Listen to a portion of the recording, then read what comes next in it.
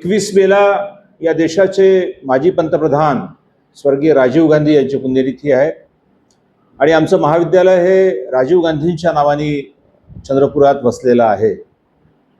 या निमित्त महाराष्ट्राचे माजी पोलीस महासंचालक भूषण कुमार उपाध्याय चंद्रपुरात येत आहेत। राजीवजींच्या स्वप्नातला भारत कसा असेल, कसा असावा या संदर्भात आणि आजच्या युगातल्या तरुणाईला काय हवं आहे, तरुणाईचे काय प्रश्न आहेत या संदर्भात त्यांचं व्याख्यान आयोजित केलेलं आहे। सकाळी 11 वाजता छोटूभाई पटेल ऑडिटोरियममध्ये ते व्याख्यान आहे। आमच्या राजीव गांधी अभियांत्रिकी महाविद्यालय आणि सरदार पटेल मेमोरियल ट्रस्टच्या संबंधित जे आमचे सगळे कुटुंबीय आहेत त्यांना विनम्र आवाहन आहे की आपण या कार्यक्रमाला निश्चित यावं।